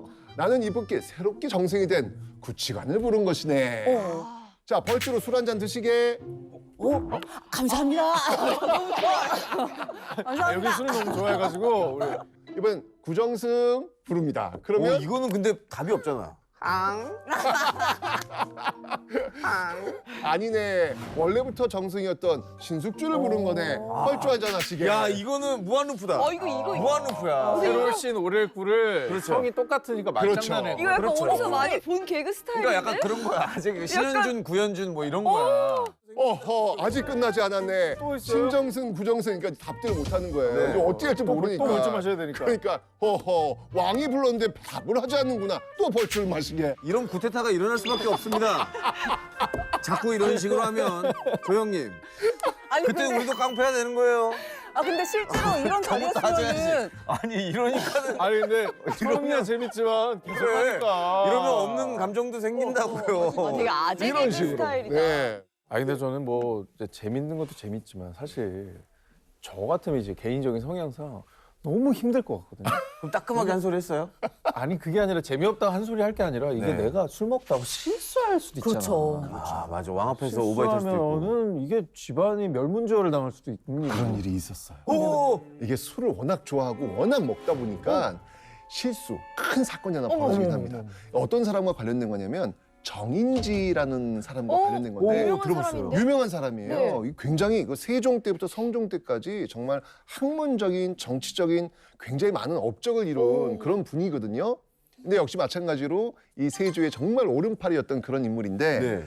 아 이분이 정인지 이분이 술을 많이 먹으면 결정적 실수를 하나 해요. 설마 무슨 실수? 주사가 좀 안 좋은 게 있었나 보죠? 말이 짧아져요. 밤날? 그런 사람 있어. 그러니까 말을 놔요. 취하면은 술 마시면 항상 그런 사람도 그래, 있어요. 반말하는 사람. 살짝 그게- 말끝이 휘치면서 빌드업이 있어. 반존대부터 시작하잖아. 야. 부장님 나 이거 맛있잖아. 너무 잘한다. 부장님 이거 나 하나 더 시켰잖아. 부장님 한 잔해. 부장님 한 잔해. 나 더 시켰잖아. 먹어. 여기서부터 한 잔 했잖아. 먹어. 그러다 여기로 조금씩 간다니까? 가다가 선을 넘지. 넘어요. 그럼 뒤지게 맞아야 돼요. 근데 정인지가 뭐 세조보다 21살 연상이긴 해요. 21살 연상? 신하니까 와, 그러면 아니 세종 때부터 어르신이네. 계시던 분이에요. 그럼요. 연로한 어떤 그런 사람이긴 한데 그러면- 정인지라고 하는 사람이 말을 놓은 거예요. 그래서 세조가 뭐라고 워딩을 했냐면 이렇게 워딩을 해요. 아니 지금 정인지가 나를 보고 너라고 했다. 그게 실록에 나와 있어. 나와 있어요. 너라고 했다고요? 왕한테? 네. 너라고? 그리고는 너라고 한 다음에 나는 너의 말을 따르지 않을 거야! 라고 얘기를 한 거예요. 헐. 그러니까 이제 딱 이제 주변에 있는 신하들이 세조 열받았나 보다. 이래가지고 이거는 말이 안 됩니다. 이건 벌 주셔야 됩니다. 라고 들고 일어난 거예요. 통촉하시옵소서. 그렇죠. 정인지를 멸문지어에 처하시오. 그때 세조가 다시 껄껄 웃으면서 저 친구는 원래 술 버릇이 저렇다. 근데 얘 친구의 정으로서 받아들이니 괜찮다라고 이게 두둔해줘요. 이러면서 이제 술자리 또 이어가는 거예요. 약간 쿨하다. 아니 그러니까 솔직히 기분 나빴으면 귀양 보내도 할 말 없지. 귀향이 뭐예요? 목을 쳐라 할 수도 있는 일이었어요. 그렇죠. 아니, 그릇이 진짜로. 좀 크다고 해야 되나? 하극상인데. 그런데 말입니다. 네. 4개월 뒤에 또 말을 놔요. 아니 내가 이게 정인지 한 번 맞으면 술 먹으면 였으면은 늘. 술을 끊었을 것 같은데. 그러니까요. 근데 여기서 끝난 게 아니에요. 또 7개월 뒤에 또 이런 사건이 터집니다. 아우 세 번이나. 이제 그때마다 세조가 얘 원래 이렇다. 어머나. 얘 원래 이런 애니까 그냥 냅둬라. 라고 하지만 신하들이 이거는 아닙니다. 아 그렇지. 이거는 정말 아닙니다. 그래서 결국 탄핵은 돼요. 어머나. 근데 네. 계속 뭐 난 네 말 안 들을 거야 이러면 당연히 탄핵해야지. 혹시 정인지세요? 네 말 안 들을 도비처럼 얘기하네요. 도비 스프리. 정인지 프리. 아니 다들 한 잔씩 다 하시는 것 같아. 아이가 쓰레기가 나오니까. 뭐 이건 말장난이지만 즐거워서. 정인지가 똥인지 된장인지는 구분을 좀 했어야. 그런데 세조가 이렇게 술 막 좋으면서 그냥 주거니 받거니 그냥 신정승 부정승 이렇게만 놀았던 사람은 아니고요. 되게 무서운 사람인데 이 술자리를 가지고 또 신하들을 테스트하기도 해요. 왜냐하면 그런 거 있잖아요. 술자리에서 속마음이 나올 수 있잖아요. 그렇죠. 맞아요. 네, 그래서 그 속마음을 떠볼 수 있는 어떤 그런 자리로 활용을 하기도 합니다. 무서워. 세조가 그런 사람인데 이런 일이 있었어요. 역시 마찬가지로 이 계유정난의 공신들을 모아놓고 술자리를 가집니다. 즐거운 자리인 줄 알았는데 점점. 네. 난 약간 무서워요. 네. 저는 무섭네요. 그때 그 술자리에 양정이라는 사람이 참석을 해요. 네. 근데 이 양정이라는 사람이 계유정난의 공신임에도 불구하고 그렇게 썩 좋은 자리를 받지를 못한 거예요. 그러니까 인사에 대한 불만이 있었던 것이죠. 근데 그러니까 왜 그런 사람 있잖아요. 막 열받았는지 왔는데 그냥 조용히 술만 마시면서 취하는 사람 있잖아요. 네. 그러다가 정말 취해버린 거예요. 그런 사람 무서운데. 이런 사람 있어. 조용히 구석에서 마시다가. 그렇죠. 세조한테 얘기를 하는 거예요. 전하, 이제는 쉬셔야 될 때입니다. 그러니까 이제 세조가 딱 듣고 이제 웃으면서 그럼 나보고 물러나란 말이냐? 라고 했더니 그러셔야죠. 왜 그래? 아니 그러면 나도 물러나고 신숙주도 물러나고 한명회도 물러나고 찬해도 물러나면 이 나라는 누가 다스린단 말이냐? 라고 또 이제 물어본 거예요. 근데 양정이 왜 그래? 다음 차례가 있지 않습니까? 라고 얘기를 하는 거예요. 그러니까 세조가 그때 왜 그런 거 있잖아요. 술 기분 좋게 먹다가 선을 넘을 때 딱 술잔 내려올 때 있잖아요. 네. 표정 확 달라지고. 네, 확 달라지고 이게 한 번 받아줬지 두 번, 세 번 넘으니까 열받은 거예요. 그렇지, 그렇지. 그래서 세조가 명을 합니다. 옥새 가져오라. 세자에게 내가 넘기겠다. 양위하겠다고 하는 어떻게 거예요. 어떻게? 오, 일이 커지네. 그때 이제 양정이 수습을 해야 되는데 하하, 양정이 취했네. 신하들 보고 직진이에요? 왜 명을 받들지 않느냐? 옥새 가져오라는데 왜 안 가져오냐? 이런 얘기를 한 거예요. 모든 선 넘었어. 아, 결국 참수당합니다. 지금 술자리랑도 약간 비슷해요. 비슷하네. 약간 사장님한테. 멤버들이 있긴 있어요. 사장님 이제 은퇴하셔야죠. 이렇게. 그렇죠. 네. 그런 사람들은 또 존댓말 사장님 은퇴하셔야죠라고 안 해요. 약간 이렇게 먹고 있다가 너 안 돼. 이게 봐, 이게 양정 모습이야 진짜로. 똑같아. 너 안 돼. 저기 결말을 좀 알고 재현하시죠. 그러고 나서 참수돼요. 진짜 회식 중 우리나라 역대급 회식 중에 제일 무서운 회식이래요. 회식하다 참수당했어요. 죽잖아요. 그게 무서운 회식. 근데 선을 세조는 넘었죠. 어쨌든 선을 안 넘으면 너그러워. 최고의 회식. 그렇죠. 맞아. 맞아요. 충신들에게는 내 마음을 다해 저 사람을 맞아, 사랑하면은 맞아. 굉장히 좋은 회식인 거죠. 맞습니다. 네. 왜 오늘 제가 이 술독에 빠진 세조시대라는 주제를 갖고 이야기했는지 아시겠죠? 네. 그런데 이 세조시대만 있었던 게 아니에요. 네. 그 이후에도 술과 관련된 재밌는 이야기는 너무나도 많이 있습니다. 네. 성종시대로 한번 가볼까요? 이번에는? 성적으로 떠납니까? 네. 무슨 성종시대에 정말로 술을 좋아하시는 또 이 신하가 한 분이 있습니다. 신하가요? 네, 바로 이 손순효라는 분인데 처음 들어봤어요. 이분은 문장가예요. 글을 기가 막히게 씁니다. 이 외교 문서를 기가 막히게 씁니다. 근데 중요한 건 뭐냐면 이분이 국무회의 시간에 네. 왕과 이제 회의를 해야 되는 시간에 얼굴 시뻘게 갖고 들어와요. 업무 시간에 이게 술을 한 잔하고 들어오시는 거죠. 그러니까 성종이 가끔씩 이제 좀 화가 나요. 그래서 저 국무회의 시간에 저 술을 먹고 그렇게 저기 뭐냐 저 중국에 지금 외교문서 한번 써보시게. 왠지 기가 막히게 잘 써. 기가 막히게 잘 쓰는 거예요. 그런 사람들이 꼭 술 먹으면 더 잘 쓴다. 평소 맞아요. 실력보다 더 나와. 맞아요. 기가 막히게 쓰는 거예요. 성이. 야, 잘은 쓰는구나 라고 하다가 이게 자꾸 반복되니까 안 되겠다. 이건 아니다. 라고 해가지고 내 너에게 명을 내리겠다. 라고 해서 계주령을 내려요. 계주령은 뭐예요? 계는 뭐냐면 경계하라는 얘기예요. 주는 뭐냐면 술주자예요. 술을 경계하는 명령을 내린 거죠. 그럼 아예 이건 아니네요. 아예 못 먹게 하는 건 아니고 그럴 수 적당히 없다는 걸 알고 있으니까. 워낙 술을 좋아하니까 그 술 좋아하는 사람들 술 끊으라고 하는 건 이게 말이 안 된다고 그 판단이 당시에도 드니까. 그런 인간적인 것들이 있었네. 그렇죠. 바탕에. 와. 그래가지고 손순유한테 작은 은잔 하나를 줘요. 네. 술잔 하나를 준 거예요. 네네. 이걸 딱 주면서 이걸로? 순유야, 너는 이제부터 네, 네. 하루에 이 잔에 3잔씩만 마셔라. 그런데 며칠 뒤에 또 얼굴 시뻘개고 들어온 거예요. 명 어겼나 봐. 네. 아니 내가 분명히 너한테 계주령을 내렸고 하루에 3잔만 마시라고 했는데 넌 지금 또 얼굴 시뻘게 들어왔느냐? 야 어떻게 먹었을까? 네, 라고 이야기했더니 손수정이 이렇게 대답합니다. 전하, 저는 어명을 어기지 않았습니다. 뭐야? 전하께서 하시라는 대로 하루에 3잔 마셨습니다. 개구쟁이 같은. 이렇게 답을 하거든요. 아, 예. 자, 과연 어떻게 했을까요? 어떻게 했을까요? 기가 막힌 아이디어가 있었나 봐. 나 눈치챘어요. 그 잔이 은잔이었죠. 네. 이거 대장장이한테 갑니다. 그 은잔을 펴. 이 정도로 펴서 얇게 펴서. 쿠킹 몰라 오일처럼. 이거 맞는지 모르겠어. 근데 그냥 그 당시 그 사람 깡이라면은 얇게 펴서 대접으로 만든 다음에 그 사발로 그러네. 그치? 왕이 말한 이렇게 것도 생긴 걸로 지키면서 만들어서. 세 잔. 나도 여기 한 표. 약간 좋아하는. 녹여가지고 새로 잔을 하나 만들었을 것 같아. 그러니까 애들 돌반지 다 녹여가지고 엄마들 금먹거리 하는 것처럼. 정답. 아, 왕이 아니야 정 신하구나. 씨, 와, 짱이다. 아, 은잔을 맞습니다. 딱 네. 그 모양으로 바꿨다는 거잖아요. 네. 그렇죠. 이렇게. 그렇죠. 웬만한 꽹과리처럼. 문장인을 불러가지고 아주 얇게, 넓게 야 미쳤다. 펴가지고 3잔. 했는데. 사발로 3잔. 그렇게 맛있다고 얘기를 하는 거예요, 그건 성준이. 인정 아닙니까 선생님? 성준이 그걸 듣고 어이가 없는 거예요. 예. 야, 그럼 어떻게 해요? 그때 성종이 안 웃네? 야, 황당하다. 자네를 보고 내가 저 할 말이 없네. 라고 하면서 시간이 흘러 내 속도 좁아질 텐데 그때 자네처럼 나의 속도 펴주길 바라네. 라고 이야기를 합니다. 멋있다. 너무 멋있다. 멋있죠. 나였으면 계주령 어겼어? 그러면 자, 여봐라. 저놈의 얼굴을 망치로 피도록 해라. 이렇게. 저놈을 뭐 술잔을 눕혀놓고 늘려? 피자. 술잔을 늘려? 성종 같은 사람이 돼야겠습니다. 그러니까요. 성종 같은 사람이 돼야 돼. 우리 조상님들 술을 너무 좋아하셨네요. 이런 술에 대한 꼼수 지혜 정말 놀라운데 건강을 위해서라도 네. 술을 좀 자제하셨으면 좋겠다. 우리 조상님들이 얘기지만 말씀하신 것처럼 이렇게 술을 좀 이렇게 절제하고 그래. 자제하려는 어떤 그런 노력도 네. 있었습니다. 그 조선 후기에 재벌 중에서 돈을 어마어마하게 번 거상이 있어요. 네. 누가 있냐면 임상옥이라는 네. 거상이 있는데 네. 이 임상옥은요 항상 그 자기 어떤 책상 위에다가 이 잔을 올려 놓았다라고 이야기를 해요.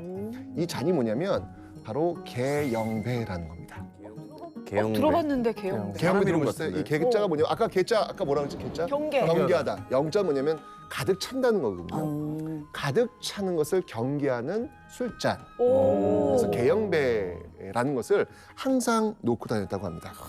근데 이 술잔은요, 술잔을 가득 채우는 순간 그 잔 안에 있는 술이 다 밑으로 빠져나가 버려요. 오, 어느 정도 선을 넘어서면요? 맞아요. 우와. 예, 항상 3분의 2 정도만 차야지 그 3분의 1을 넘는 순간 밑으로 쭉 빠져버려요. 그런 게 있어요? 개영배. 그거 어떻게 만드는 저기 거야? 실제로 그거를? 있네. 네, 이게 지금 잘 보시면 알겠지만 이 단면도예요. 단면도 보시면 가운데 무슨 이렇게 뿔 같은 게 있지만 하나 튀어나와 있죠. 약간 모카포트처럼 생겼다. 네, 가득 차버리는 순간 그 압력에 의해서 물을 쭉 아래로 빼버리는 거예요. 우와. 예, 신기하다. 그래서 이 개영배를 임상옥이 항상 두고 다녔대요. 그건 뭐냐면 굉장히 많은 성공을 이룬 사람이잖아요. 굉장히 부귀를 좀 누리고 있는 사람이잖아요. 근데 항상 차를 먹을 때 또는 물을 먹을 때 술을 먹을 때 내가 어떻게 살아야 될지를 매번 경계하는 거죠. 와. 내가 지금 너무 인기가 많다, 돈이 많다, 어깨에 힘 빡빡 하면서 왜 갑질할 수도 있고 그러잖아요. 그런 것들을 경계하기 위해서 늘 일상생활에서 이 개영배를 두고 생활했다라는 그런 이야기가 있습니다. 이게 뭐 세조의 신하들처럼 왕과 중요한 술자리에 간다든지 실수하면 안 될 때 네. 딱 들고 가면 좋을 것 같아요. 그렇죠, 그렇죠. 네, 저는 그래서 지금 요즘 굉장히 성공하신 분들께 제가 선물로 전 개영배를 제가 선물로 자주 드려요. 우리는 아직 성공하지 못했네요. 그 개영배를 받지 못했어. 언제쯤 받을 수 있을까요? 저 그냥 내 꿈은 최태성 선생님이 주는 개영배. 받는 거. 저지야. 이제 얼굴이 빨개졌습니다. 성공하자 우리. 자, 어쨌건 간에 오늘 정말 재밌는 술 이야기를 해봤는데 이 술을 또 절제하는 게 좀 중요하잖아요. 네. 세종께서 이런 교시를 내리셨습니다. 계주교서라는 걸 내리셨어요. 네. 그러니까 계주교서라고 하는 건 뭐냐면 경계하고 지키라라는 어떤 의미의 또 왕이 내린 건데 이런 내용이 있습니다. 술 마시는 것으로서 이를 패하지 말고 지나치게 마셔 병이 되게 하지 말며 각각 내 행동을 조심하여 풍속을 이루게 하라. 그러니까 이 말은 뭐냐면 술을 먹기는 먹되 그 선을 넘어서 자신의 어떤 일까지 망치지 말고 건강까지 망치지 말고 적당히 절제하면서 즐기라라는 어떤 그런 내용의 교서를 내리셨는데 한번 이 연말에 우리가 한번 좀 기억해봐야 될 어떤 그런 내용이 아닐까라는 생각이 들었습니다. 저 세조 이혜정. 연말에 술자리 며칠 안 남았잖아요. 술자리가 너무 많거든요. 개영배 드려야 되겠다. 네. 술 자제를 못 하실 것 같으면 그냥 개영배 하나를 들고서 움직이시는 게 어떨까. 그리고 많은 설득력 자리에서 갑입니다. 지정진담이 있잖아요. 네, 어떤 네. 사람이 아유. 내 편이며 어떤 사람이 이런 것도 한번. 긴장해야 되겠다. 야. 진짜 세션 스타일이네. 저는 엔딩 멘트 이제까지 들은 것 중에서 최고의 엔딩 멘트셨던 것 같아요. 오늘 정말 생생하십니다. 감사합니다. 전문성이 있거든요. 이 주제에 대해서. 네. 제가 연말에 또 술 얘기라고 해가지고 너무 기대를 많이 하고 왔는데 너무 재밌었어요. 정말 그 인생을 살아가는 데 있어서 결정적 순간 그 만남인데 그 만남을 이야기하기 전에 오늘 역사 속 라이벌들을 한번 좀 라이벌. 이야기를 하고 그들의 만남을 한번 좀 근데 몇 명 없지 않나요? 역사 속 라이벌이라고 하면. 누가 떠오르세요? 일단 김두한 씨라소니. 피할 수 없는 이야. 오, 둘이 싸우는 거 나오지 않았습니다. 네네네, 그렇죠, 그렇죠. 라이벌. 장희빈. 장희빈이랑 누구? 인. 커피빈? 장희빈 커피빈. 아닌가요? 예. 최태성, 황재성. 오상진, 카자마시.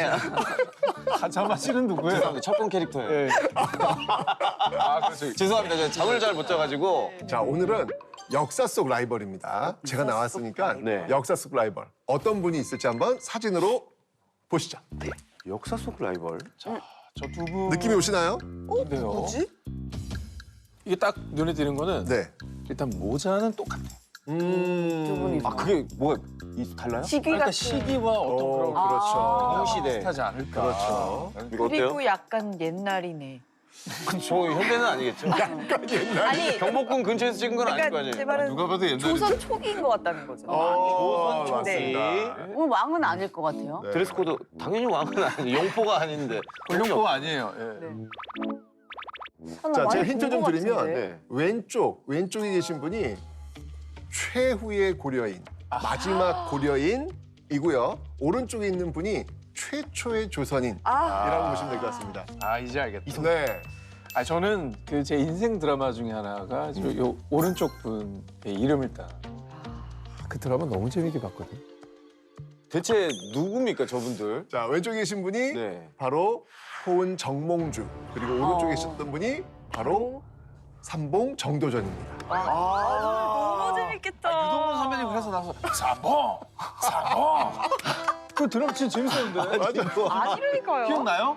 맞습니다. 그래서 왜냐하면- 오늘은 네. 이 두 라이벌의 정말 생생한 그런 이야기, 너무 재밌고 이 두 사람은 그냥 이야기 스토리 자체가 이거 네. 드라마보다도 더 드라마틱하기 때문에 무조건 재밌을 수 없어요. 귀 쫑긋하고 들으시면 네. 되겠습니다. 나는 근데 다른 사람인 줄 알았을까요? 국사책에서 너무 많이 언급되는 두 이름인데 다른 시대의 사람인 줄 알았어요. 아, 왜냐면 또 고려와 조선이 겹치는 시기에 맞아요, 이야기다 맞아요. 보니까. 네. 근데 이제 라이벌이라고 하니까 혹시 딱 떠오르는 어떤 뭐 느낌이나 사실이나 이미지가 있을까요?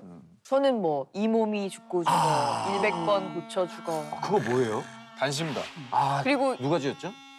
정몽주 선생님. 정문 선수. 그때 이제 이방원, 태종 이방원이 네. 이제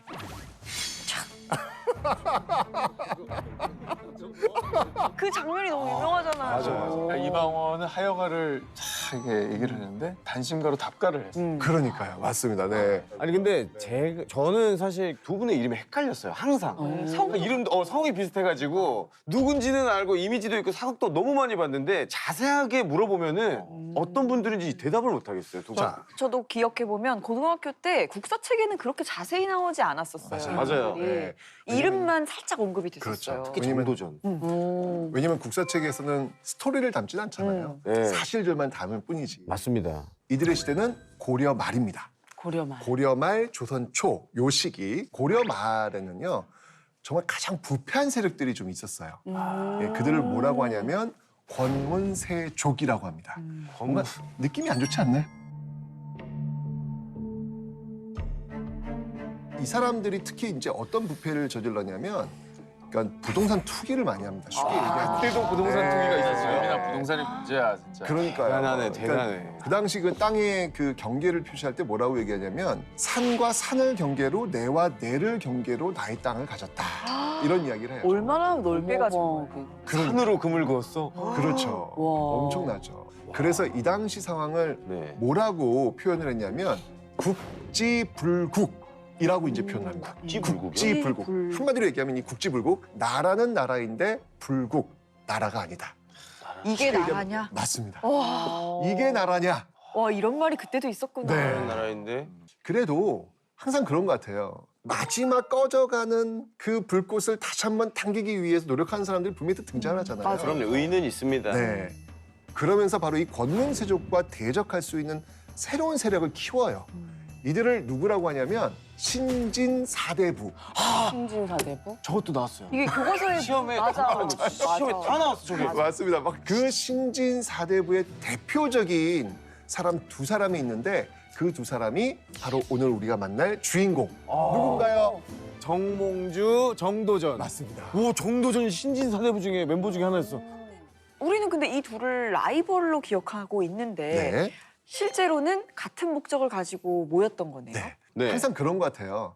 세상을 바꾸려면 뭐가 필요하다고 생각하세요? 지식과 힘. 네. 근데 이 힘만 갖고는 세상을 바꿀 수가 없어요. 네. 네, 그냥 그거는 권력 투쟁에 그냥 그칠 뿐이에요. 네. 정말 세상을 바꾸려면 그 힘뿐만 아니라 새로운 세상을 만들려는 비전이 있어야 됩니다. 비전. 그게 결합될 때 새로운 세상을 바뀔 수 있는 거거든요. 네. 그런데 이 둘이 갖고 있었던 비전이 있습니다. 뭡니까? 그게 뭐였냐면 바로 새로운 학문이라고 볼 수 있는 성리학이라는 겁니다. 성리학.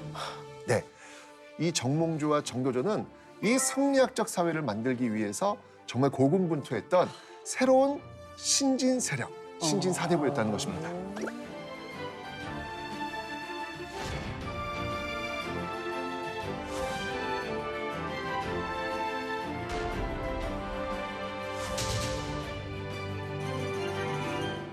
그래서 이게 이제 인연이 어떻게 됐냐면 네. 사실은 첫 출발은 정몽주예요. 네. 이 정몽주가 네. 그 당시 고려 말에 정말 스타였어요. 무슨 스타예요? 왜냐면 그 당시 이제 지식인들이라면 꼭 봐야 될 시험이 있었거든요. 실력에 의해서 인정받는 시험이 바로 과거라는 시험이 네네. 있었습니다. 근데 이 과거가 정말 어렵거든요. 뭐 이 과거는요 3년에 한 번밖에 원칙적으로 안 열리고요. 3년 한 번 떨어지면 3년씩 기다려. 맞아요. 게다가 최종 합격자 문과 같은 경우에는요 전국에서 33명밖에 안 돼요. 이건 진짜 몇 대 어떤 몇? 고시보다도 어려운 그럼요. 시험이었네. 그렇죠. 대충 몇 대 전국 몇일까요? 어떨 때 10만 대 1도 될 수 있어요. 어마어마한 거죠. 엄청나죠. 이 정몽주가 이 과거에 3번 시험을 봐요. 네. 초시, 뭐 복시, 전시 이렇게 보는데 2차, 2차, 3차. 네. 이 세 차례의 시험을 모두 장원을 합니다. 오?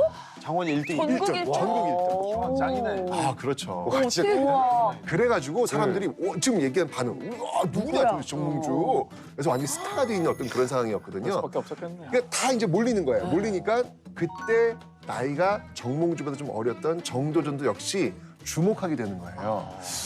그럼 나도 이 정몽주라는 친구와 함께 한번 같이 공부해 볼까? 라고 해서 당시 그 정몽주의 스승이 이제 이색이라는 분이었는데 그 이색 밑에서 네. 같이 동문수학하면서 지금으로 얘기하면 베프가 됩니다. 뜻이 통하는 거예요. 한 스승 밑에. 그렇죠. 그렇죠.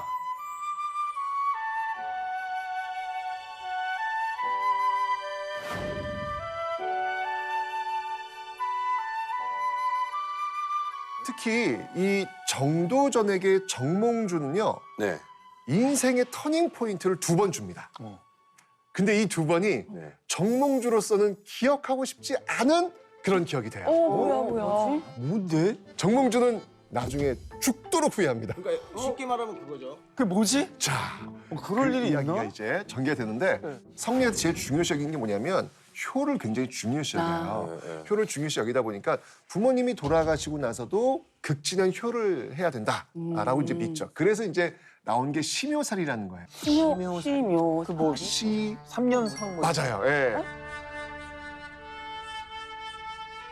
정몽주가 심효살이를 최초로 한 사람이에요. 아, 진짜 예. 트렌드를 앞서갔던 최초의 사람. 심효살이. 그렇죠. 네. 그래서 그 정몽주를 바라보고 있는 누구? 정도전. 정도전도 역시 마찬가지로 심효살을 내요. 그런데 이때 심효살이라고 있는 이 정도전에게 절친, 베프, 정몽주가 너 한번 이 심효살이하는 동안 이 책을 한번 읽어봐 라고 해서 건네준 책이 있습니다. 이 책이 어떤 책이냐면 맹자라는 책이에요. 뭐 맹자하면 당연히 뭐 성리학의 대표적인 책일 텐데. 성리학. 아마 나중에 정몽주는 아마 이 맹자의 책을 준 자신을 너무나도 후회했을 것 같아요. 자, 왜냐하면 맹자에 이런 내용이 있습니다. 백성이 가장 중요하고 두 번째 중요한 게 사직이고 세 번째 중요한 게 군주, 임금이라고 기준을 딱 잡아놔요. 그러면서 이제 맹자가 당시 중국 왕과 대화하는 장면이 하나 나오는데 이런 대화가 있습니다. 그 역대에 신하들이 왕을 쫓아낸 사례가 있는데 당신은 학문하는 사람으로서 어떻게 생각하오? 라고 물어본 거죠. 왕이. 네. 예. 그때 이 맹자가 뭐라고 얘기했냐면 왕이 지켜야 될 것은 인과 의입니다. 그런데 인을 해하는 자는 적이요. 의를 해하는 자는 잔입니다. 그러니까 적잔, 쉽게 얘기하면 적폐라는 거예요. 그게 왕이건 누구건 상관없이요. 그렇죠. 그 다음 대화에 뭐라고 얘기했냐면 맹자가 이런 얘기를 해요. 제가 듣건데 인과 의를 해하는 적폐를 해친 적은 있지만 왕을 해친 적은 없습니다. 라는 이야기를 해요. 무섭다. 그렇죠. 그러니까 쫓겨난 왕은 왕이 아니라 무엇이다? 적폐. 그렇죠. 그래서 쫓아낸 것이다라고 얘기를 하는 거예요. 그러니까 적폐를 쳐다내면 그건 이미 왕이 아니기 때문에 상관없다는 거잖아. 맞습니다. 인과 의를 저버렸으니까. 하지만 인과 의를 지키면 그건 왕이니까 절대 해야 돼. 야, 이 말재간이 인양반이 근데 보통이 아니네. 정몽주가 준 책을 3년 동안 부모님 곁을 지키면서 그걸 엄청 열심히 읽었겠네. 어떻게 읽었냐면요. 속독 안 합니다. 정독을 합니다. 3년 읽고. 한 페이지에 반밖에 안 읽어요. 하루 종일. 그만큼 정말 이 뜻에 대해서 정말 고민하고 또 고민하면서 자기 사상화시켰던 그 계기가 바로 심효살이 계기예요. 오, 소름 돋는다, 소름 돋아. 이 책 한 권이 지금 이제 버튼 그러니까요. 누르려고 그러는데 지금? 아니 그 많은 책들 중에 왜 이 책을 그렇게 선물? 아니 뭐 논어도 있고 뭐 딴 것도 많은데. 그리고 더 웃긴 거는 자기도 읽었을 거 아니에요. 정몽주도 그렇죠. 읽었을 거 아니에요. 정몽주는 아마 그런 혁명까지는 생각하지 않고 그냥 재미있네. 아, 이럴 수도 있네. 이런 사상도 있어, 친구야. 그래 너도 한번 읽어봐. 라고 했었는지 모르지만 완전 꽂히셨네. 완전 정도적으로 그냥 꽂혀버린 거죠. 호랑이를 키워버렸네. 아니 그러면은 이 책을 이제 시발점으로 서서히 둘이 틀어지기 시작한. 맞아요. 아, 이 맹자라는 책 하나가 이제 이후 정도전과 정몽주의 운명을 가르게 되는 결정적 계기가 됩니다. 나라를 바꿨네. 이 책이. 맞습니다. 나라를 바꿨습니다. 맞습니다. 네. 자, 그런데 이 정도전과 정몽주가 이렇게 함께 가고 있는 상황이었잖아요, 현재는요. 네. 근데 이 공민왕이 그 개혁을 성공하지 못하고 결국 시해당합니다. 시해당했다는 얘기 뭐냐면 다시 원나라 세력이 권문세족이 권력을 잡았다는 이야기잖아요. 이렇게 되면서 바로 공민왕이 빌붙어가지고 성장했던 이 정몽주, 정도전 얘들 가만 냅두면 안 되지! 라고 해서 유배를 보내게 됩니다. 그래서 정몽주와 정도전은 결국 끈이 떨어진 거예요. 이제 각자 각자의 길을 가는데 생각할 시간이. 여기서 또 하나의 변화가 생겨요. 정몽주는 아주 빵빵한 집안이었거든요. 네. 그래서 유배 생활 2년 만에 복직을 해요. 그런데 정도전은 복직을 못해요. 와, 이제 삐뚤어진다. 네. 그때마다 항상 이 정도전을 가로막는 아킬레스건이 하나 있었어요. 뭐예요, 대체? 그게 뭐였냐면 출생의 비밀이라고 합니다. 또 뭐야? 출생의 비밀 뭐야 이거? 설마 둘이 왜? 누구야? 친형제 아니었어? 그러면 정말 비극이다. 아니었고요. 그건 아니었고요. 아니래요. 어떤 일이 이 정도전의 외조모가 왜 조모? 천민 피가 흘러요. 아, 친구. 외할머니가 네네네. 분이었구나. 그러니까 핏줄이 안 좋다는 거예요. 핏줄이 안 좋기 때문에 얘 무슨 짓 할지 모른다라고 해서 그것 때문에 자꾸 발목을 잡는 거예요. 근데 그건 진짜 서럽지. 그렇죠. 신분 갖고 차별하는 건 진짜 짜증나죠. 맞습니다. 계속 유랑 생활을 7년 동안 해요. 어머, 너무 네, 길다. 그러니까 참 이렇게 힘든 생활하고 있을 때 네. 그의 베프, 절친, 누구? 정몽주가 찾아와요. 김포로. 친구를 달래주기 위해서. 네. 그래서 둘이 회포를 푸는 거죠. 술 마시면서 정말 세상이 썩었는데 정말 우리가 지금 이거 바꿔야 되는데 네. 정말 당신 같은 사람을 쓰지 못하는 이 세상 참 나빠! 뭐 합리에서 그래, 맞아. 친구의 우위를 두텁게 하는 과정에서 네. 또 한 번 설마 맹자 얘기가 나와요? 정몽주와 정도전의 인생을 바꿔놓는 결정적 선택을 정몽주가 합니다. 이게 두 번째 그런가 보다. 맞습니다. 두 번째 그 인생의 전환, 터닝 포인트. 선택. 네. 맞습니다. 이때 정몽주가 그 울분에 쌓여 있는 정도전에게 친구, 내가 네. 예전에 어떤 한 장수와 네. 같이 전투를 한번 했었는데 설마 그분? 무학대사? 아닙니다. 그분이 태조왕건. 야, 너 아는 사람 왕검밖에 없니, 왕이? 황찬호 씨 아는 왕이 왕검 다음에 또 누가 있어요? 우리나라 국명왕이 있었는데. 우왕. 왕. 왕좌왕 하시는. 근데 비슷하게 생각하는 것 같은데 엄청- 조선을 건국한 그러면 그 당시 왕이 아니었잖아요, 그죠? 그 당시에 왕이 이성계. 아니었죠. 이성계. 이성계. 그래 태조 이성계. 아 이게 생각이 안 나는 거야. 이성계 정답입니다. 일어섭니다. 마지막에 이렇게 주워가시는 일어섭니다. 것 같은 느낌이 드는데.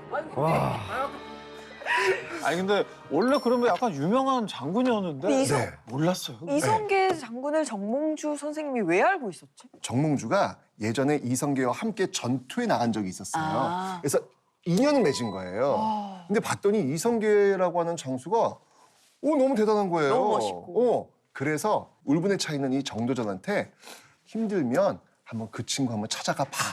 라고 해서 연결을 시켜준 거예요. 야, 이 정도면 거의 건국하라고. 그렇죠, 그렇죠. 예. 근데 퍼즐이 어떻게 이렇게 만든 끼워져? 해준 거랑 마찬가지인데. 정도전이 정몽주의 말을 딱 듣자마자 그런 사람이 있어? 그래? 그럼 나의 사상을 혹시 실천해 줄 수 있는 사람 아닐까? 라고 해서 바로 짐을 싸고요. 바로 이성계가 있는 함길도, 북쪽이죠. 함경 북쪽이잖아요. 네. 함주로 갑니다. 와 이제 소프트웨어와 하드웨어가 만납니다. 그렇지. 가서 정도전이 이성계 부대를 봐요. 정말 질서가 딱 잡혀 있는 거예요. 그때 정말 중요한 말을 또 뭐야? 정도전이 이성계한테 하죠. 굉장히 좋아. 이거는 너무 중요한 말인데 네. 이런 군대를 가지고 무엇인들 못하겠습니까?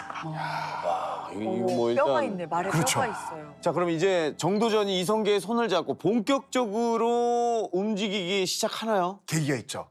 정말 이 고려사를 바꿔놓는 엄청난 결정을 하게 됩니다. 그게 뭐냐면 바로 위화도 회군이라는 거예요. 이건 알지. 네. 고려 말에 그 요동 정벌을 위해서 네. 이성계에게 당시 집권 세력이었던 최영, 그 최영과 그 당시 왕이 우왕이었는데 바로 요동 정벌, 명나라를 치러 가자. 네. 라고 이제 명을 내려요. 그래서 그 장수로서 유명했던 이성계를 네. 보낸 거예요. 근데 이성계가 이건 아무래도 아닌 것 같다는 생각이 드는 거예요. 네네. 그때 이제 이성계가 그 최영과 이 우왕에게 안 되는 이유 4가지를 이야기합니다. 이게 그 유명한 사불가론이라는 거죠. 사불가론. 네. 안 되는 이유요. 네. 첫 번째는 뭐냐면 작은 나라가 큰 나라를 치는 것은 네. 이거는 이길 수가 없는 싸움이다. 그래서 안 된다. 두 번째, 지금 농사철이다. 네. 농사져야 되는데 이 백성들을 거기에 동원할 수 없다. 세 번째, 여기 이렇게 많이 동원되면 지금 이 외구들이 쳐들어올 텐데 네. 위험하지 않느냐. 습격의 위험이 있다. 그렇죠. 안 된다. 그리고 지금은 장마철이라서 활이라든지 무기를 제대로 활용할 수가 없다. 그러니까 지금은 아니다. 라고 해서 사불가론을 내놓게 됩니다. 나름 다 명분은 있네요. 다 네 개 있어요. 다. 네, 다 있습니다. 네. 그런데 그냥 개무시. 네, 그냥 개무시. 그냥 가. 진행시켜. 너 왜 말이 많아? 가. 라고 이야기를 하죠. 네. 어쩔 수 없이 위화도에서 결국 큰 결심을 하죠, 이성계가. 회군.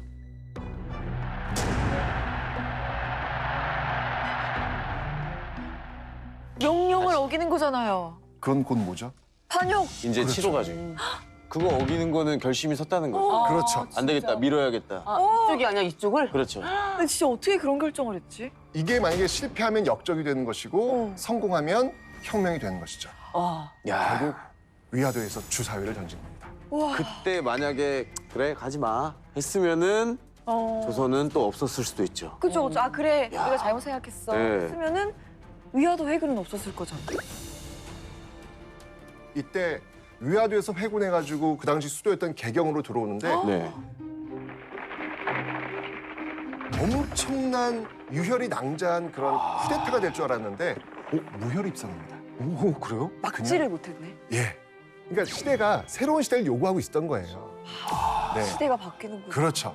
왕도 결국은 패하고 결국 새로운 왕을 세우게 되는데 네. 이렇게 되면서 이제 정도전과 정몽주의 꿈이 만들어진 거잖아요. 새로운 시대를 만들 수 있는 네. 그런 조건이 만들어진 거잖아요. 네. 됐다. 그런데 또 뭐가 생겨요? 여기서 둘의 갈림길이 생깁니다.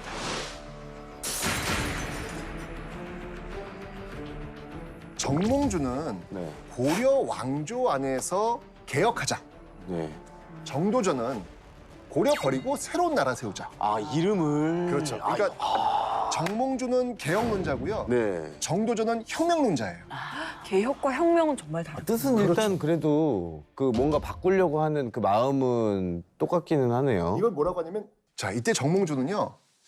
정도전이 정말 베푸고 절친이었잖아요. 그런데 이때부터 나라를 위해선 정도전이 죽어야 된다라는 판단을 해요. 내가 너무너무 사랑하는 친구지만 나의 나라 고려를 위해서는 위험한 적이라고 판단하는 이성계의 두뇌가 되고 있으니까. 그렇죠. 이성계와 정도전은 제거 대상이 되어버린 거예요. 아이고. 자, 그러는 과정 속에서 이제는 정몽주조차도 정도전의 그 아픈 아킬레스건을 건드리기 시작해요. 아이고. 그 출생. 네. 원래는 그런 사이가 아니었는데 그리고 이제 실제 힘을 갖고 있었던 이성계와 그 측근 세력들 제거해야 될 거 아니에요. 마침 네. 공교롭게도 절호의 기회가 이 정몽주에게 찾아옵니다. 이 이성계가 네. 말을 타고 가는 과정 속에서 말이 떨어져요. 낭만을 해요. 움직이지는 못하고 때는 이때다. 그치. 이성계가 누워있을 때 작전 개시 찾아가는데 이때 스타가 또 한 명 등장하죠. 스타 또 있어요? 나 알겠다 이제. 그게 누군가? 바로 이방원. 이성계의 아들 이방원. 드라마에서 이 장면 본 것 같아. 그렇죠. 우리가 알고 있는 그 장소 선주교에서 결국 정몽주를 죽입니다.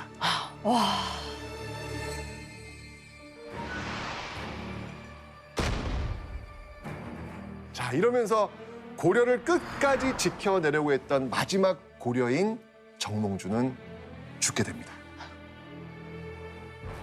자 이러면서 이제 정도전과 이성계의 세상이 열리게 되는 것이고 1392년 드디어 새로운 나라 조선이 문을 열게 되는 것이죠.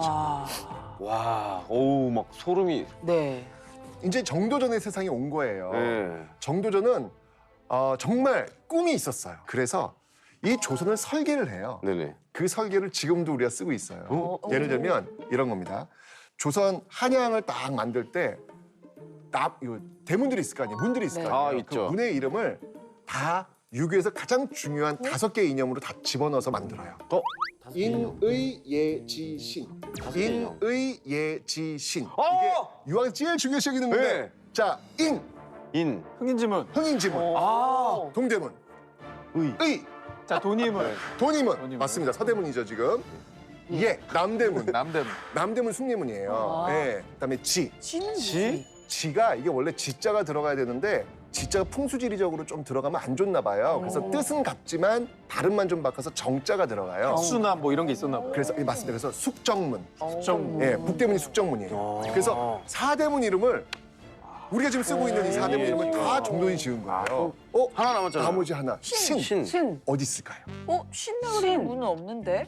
우리가 늘 연말이 되면 이곳에 모입니다. 도신각. 도신가. 정답. 통. 맞습니다. 오 그게. 오신각. 도신각 타종. 근데 왜 그거는 문으로 안 만들었지? 문이고 가운데 그게 종이잖아요. 센터예요. 센터잖아요, 센터. 그래서 센터에는 신. 인의예지 신. 다 이렇게 유교의 어떤 가장 중요한 이념을 이 한양 도서에 박아 넣습니다. 야, 근데 멋지다. 보신각에서 그런 의미가 있는지 전혀 몰랐어요. 저도요.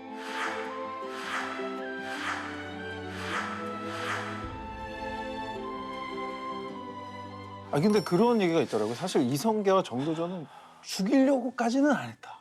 이성계가 이 정몽주가 죽었다는 얘기를 듣고요. 네. 정말 노발대발을 해요. 그래서 이방원 막 뭐라고 하고 맞습니다. 드라마에서도. 네, 맞습니다. 그래서 이 이성계는 사실 이 그림이 아니었거든요. 네. 끝까지 정몽주를 설득해가지고 회유해서. 같이 정말 멋지게 나라를 세울 생각인데 이거를 다 망쳐놓은 거예요, 이방원이. 더 아깝다. 이건 정말 이건 불효라고 생각을 한 거죠. 이거. 더 안타깝다. 네. 정도전은 또 마음 또 진짜 슬펐겠어요. 지금 이 이방원이 정몽주를 죽인 그 모습을 보면서 이거 굉장히 심각한 친구다. 이제 이런 판단을 하는 거예요. 그래서 이성계와 함께 사실 조선 건국에 가장 큰 공을 세운 사람은 이방원이잖아요. 네. 이방원을 철저하게 배제합니다. 근데 이방원도 가만히 안 있을 것 같아요. 그렇지. 안 있지. 안 있어요. 이방원이 가만히 있을 사람이 아니죠. 그렇죠. 그래서 결국 이방원이 칼을 빼듭니다. 그게 바로 1차 왕자의 난. 맞아. 이 1차 왕자의 난을 통해서 결국 이방원은 누굴 죽인다? 설마 정도전을 죽인다. 거기서 돌아가시는 거예요? 네. 아,